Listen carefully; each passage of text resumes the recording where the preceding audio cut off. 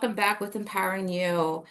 We have Liz, and she's going to talk with us social impact, entertainment, stress, all the fun stuff that goes with all of that. How you doing today, Liz? I'm great. I'm great. I just flew in from New York. I'm in LA.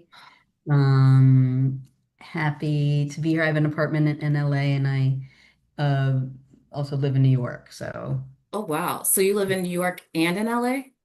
sort of, sort Oh, of. wow. Yeah. Wow. So New York itself, I think, is very like a busy area. And then to go to LA too, which I think is like a very busy place. Like how fun is that? Like which one do you like the most? I definitely like New York the most. I'm Mhm. from Philadelphia. I'm an East Coast Okay. woman through and Yeah. through. Um I ended up going to grad school in LA, which is how I ended up and got married here and got unmarried here. But I had kept my apartment here, and I still it's a very good apartment. So everyone's like, keep your apartment, don't let it go. So we're keeping it for now. We'll see. Yeah, yeah. Do you find yourself over there for the winter? Different times, but I don't, it's the weather here is a little sketchy. Like it's been sort of chilly here and weird. Like it's, I think, with all the global warming, things Uh-huh. are definitely up in the air. It's not as consistent as it was when I was growing up. So, Yeah. but yeah, I mean, I went to undergrad in New York and I went to grad school in LA. So I have lots of friends on both coasts. So it's sort of very comfortable for me. Uh-huh.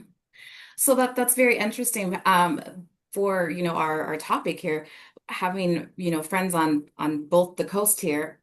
What do you feel the biggest dynamic and like the major stress issue is on the sides?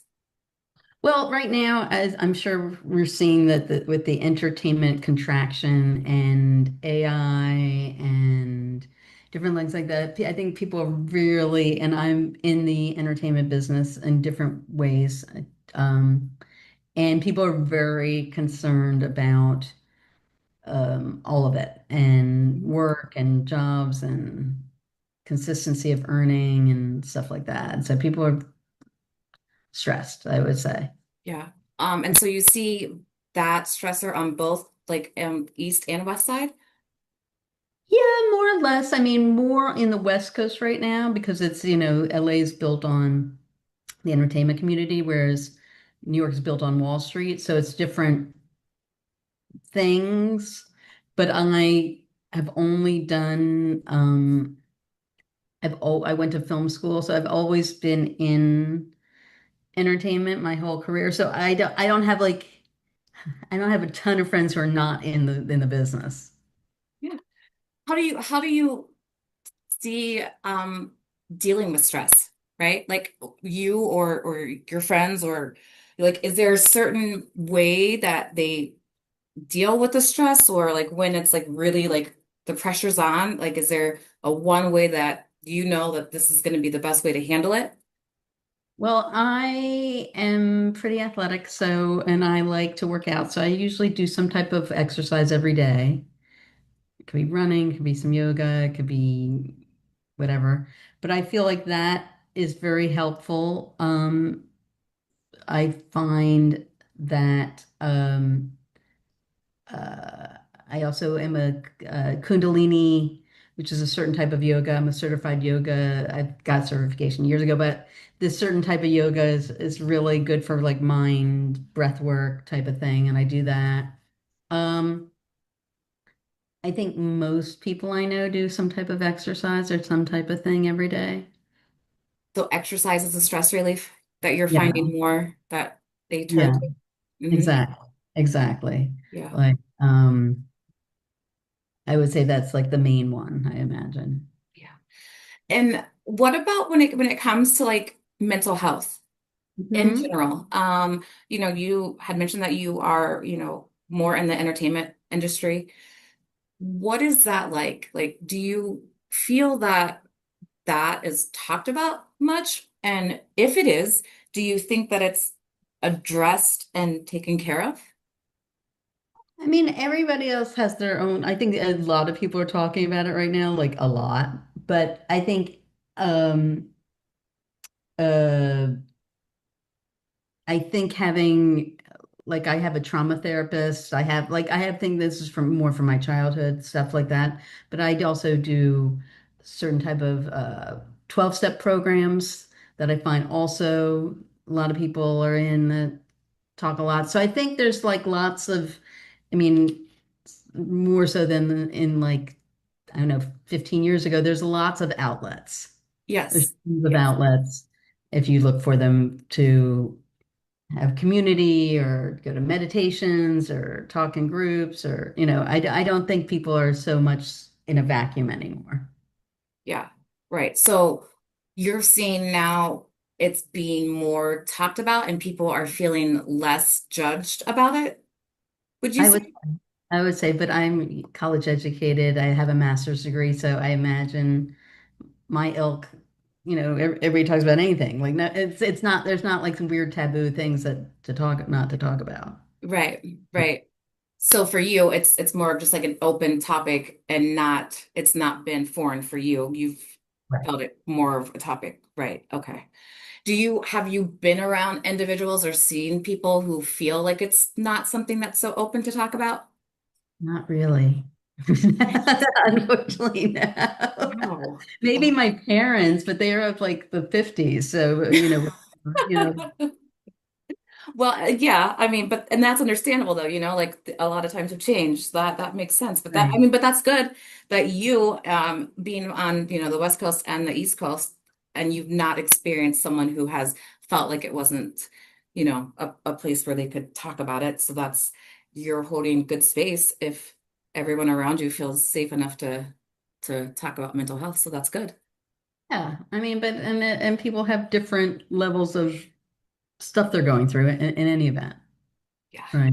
Or things they're dealing with type of Yeah. thing. Yeah. But yeah, I think there's a ton of outlets and even they have like whatever therapy apps, like there's millions of things. Yeah. It's so you said you exercise with the therapy apps and we'll go back like with the entertainment. Is there anything that you see talked about more?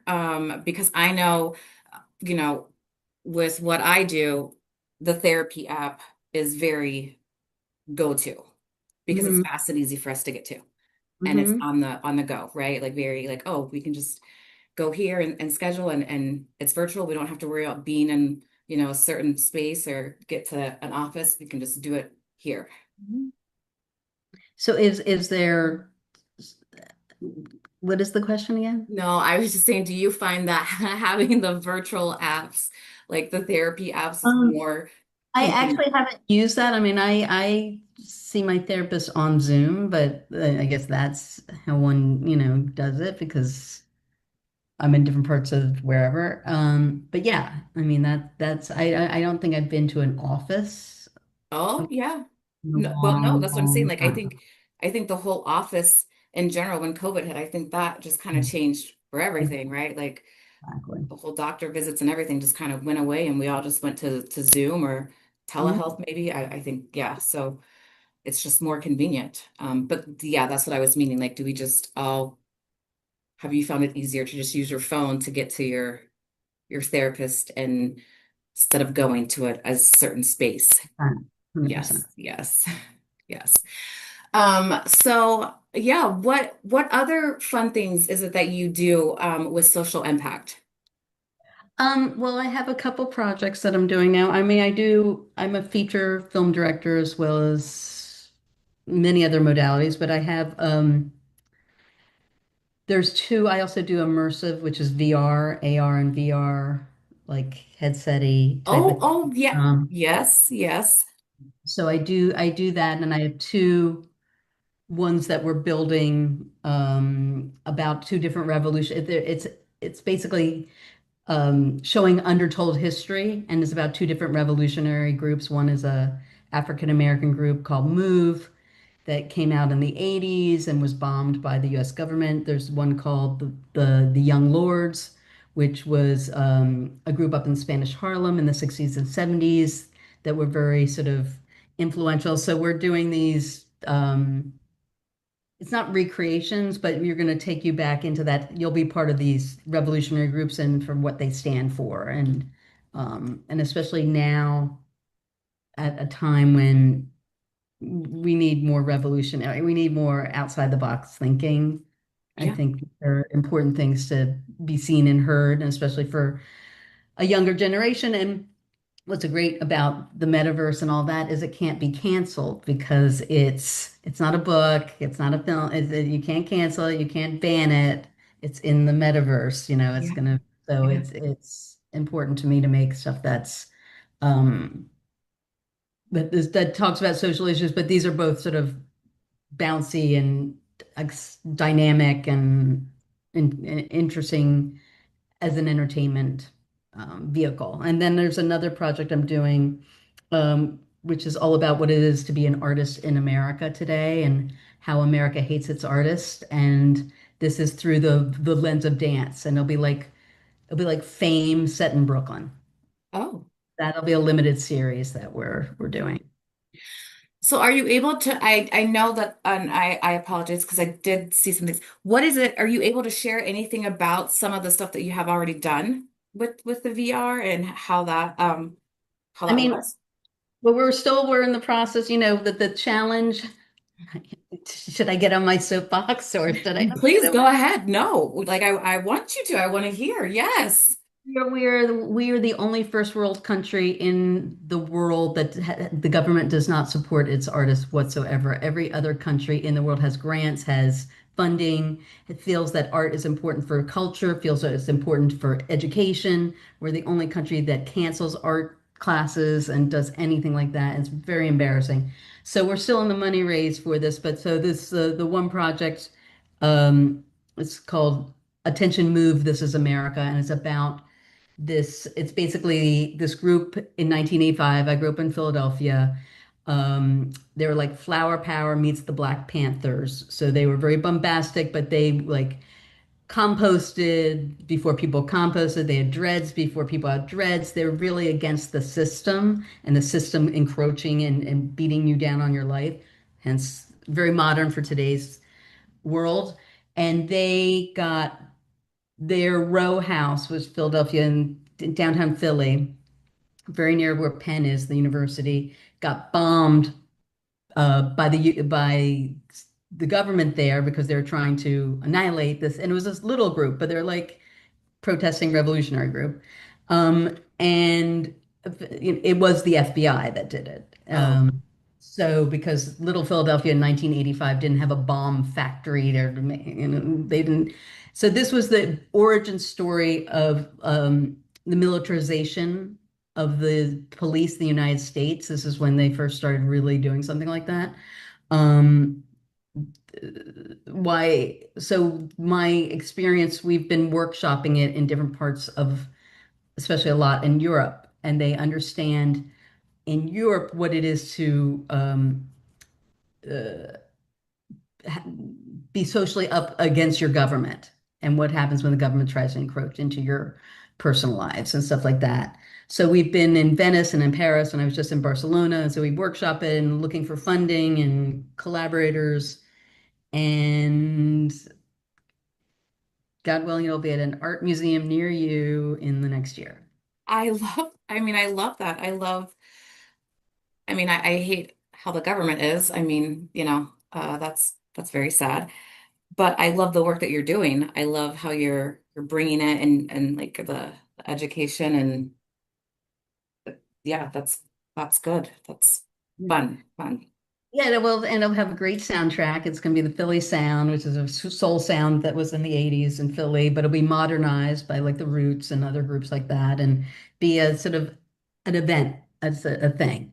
And so that's what we're excited of. That's one of the projects. So is this something, so I'm just trying to understand this a little better. So is this something that you like put together and like you have thought about and you're like, I think this would be a great project? Or, and how people write a book, right? Mhm. Or is this something where different people have come together with different ideas and it all just came together?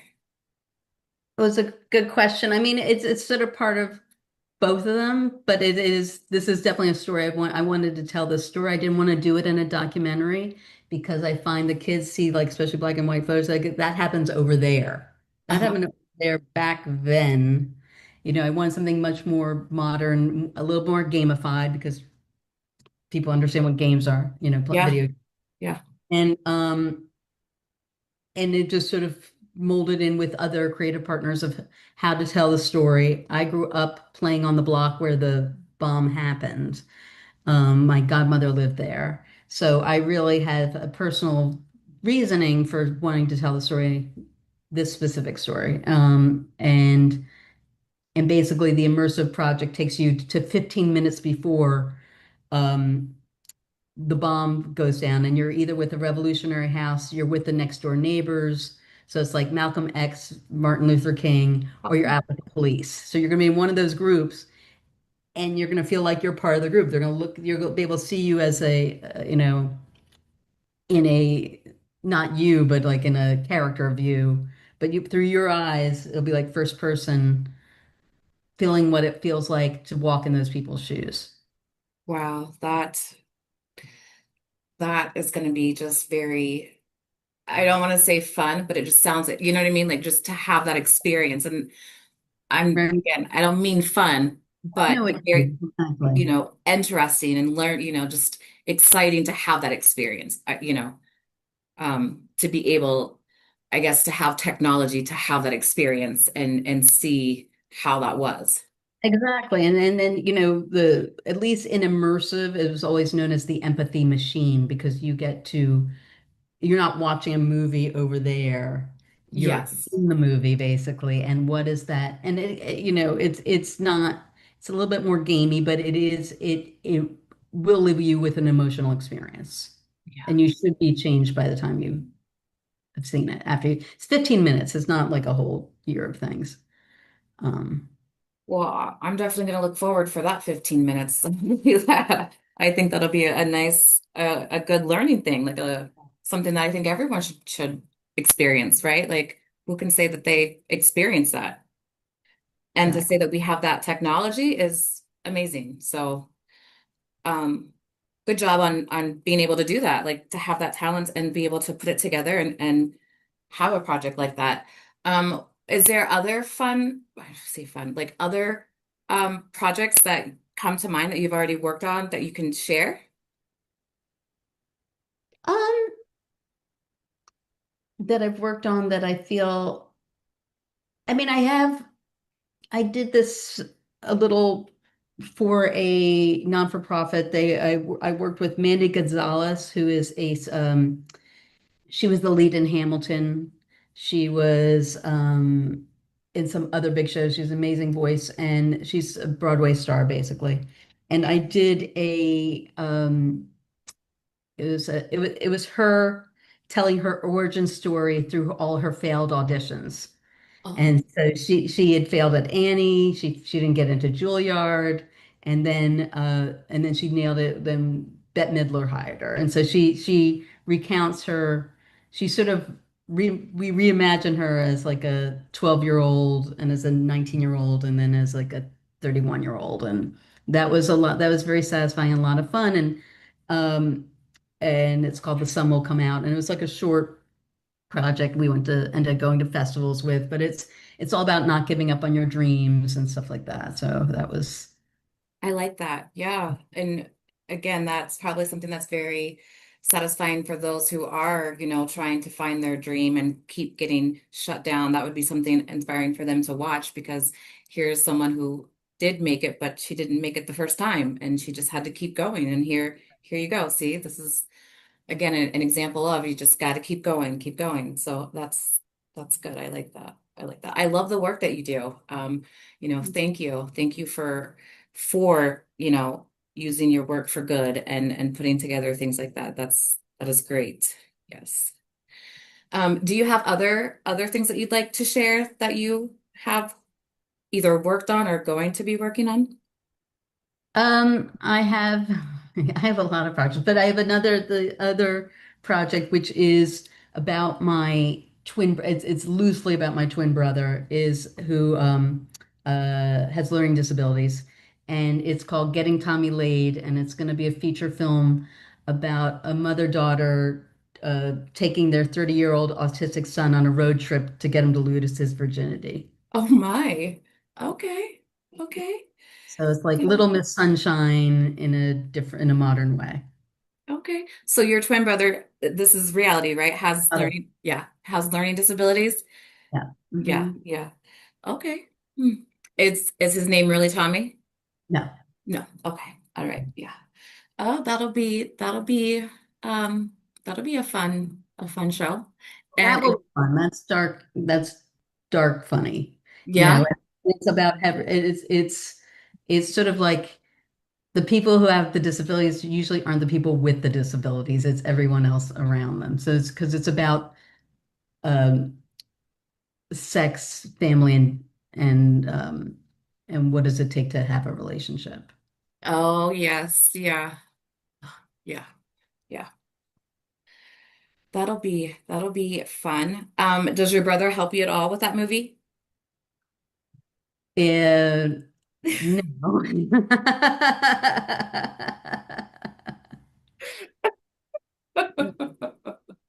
He's not an angel by in any stretch of any imagination whatsoever. I didn't know maybe he was throwing some ideas or thought, Um, watched a little bit or, had saw your ideas and was like, no, I don't think that's a good fit. No.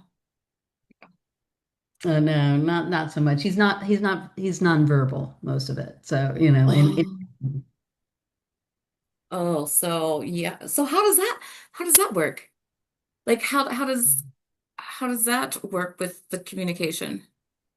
I mean, I know how nonverbal works. Like everybody has a different way. I understand that. But what I'm saying is like, how does he do it? Like, is it just sign language or does he have like a oh, computer? just not, he's a man of very few words. Okay. Okay. Got it. Got it. Got it. Well, is there anything else that we have exciting in your projects going on that we can chat about? Oh shit. Sorry, I'm getting like a No, it's okay. I got a reminder thing on my that just came through and I was hoping it didn't pop up on the screen. I got it. I got it. Whatchamacallit? What was I gonna say? No, I mean, that's a lot of It projects. is, it is. And again, I really appreciate your work. But And and the thing is, most of it is you can have all these great ideas and you can have the great team. Is then how do you get the fun? How do you do the Mhm, thing? mhm. And so I'm in how to Yes, do the thing. that is always the hard part. But there's one more that I'm doing is with one of my best friends. It's a podcast. That's what we haven't put it quite together yet, but it's about like filmmaking and spirituality. And and we're both sort of in that sort of realm and how to be a sort of a vision, how do you be a visionary artist? How do you think out of the box and how do you use spirituality to help you, infuse your images and your work with like deeper meaning? Yeah. That sounds like a fun podcast as well to check out. And when do you know that will be coming together? Or is it just still in the final, like the very beginning stages? That's sort of in the like who would like to pay for it stage. Oh my God. Yeah, okay. I get that too. I get that. All right. Well, I would love for you to keep us updated on your projects, especially the 15-minute put together movie VR series. That is gonna be a fun, I'm sure. So I will be keeping in touch so I can let everyone else know when we can expect to see that and yeah, have fun with that. How can anyone, if anyone wants to keep up to date with your Oh, team projects, how can they? follow me on Instagram at Liz Hinlein, Hinlein. Yes. And they can always look at my work. They can Google me and look me up. I have a Yes. website, lizhinline.com. Not quite totally up to date, but who has time for deal with that anyway? Yeah. Um, And we'll also have all your information under the show as well. So that'll be a way for if anyone doesn't get this, you Super. can go under the show and get your stuff too. But again, thank you so much for coming on the show. I really appreciate your time and all the work that you're doing. So thank you. And yeah, that is it for today. Oh, And I hope everyone has an amazing day, and we will chat again tomorrow.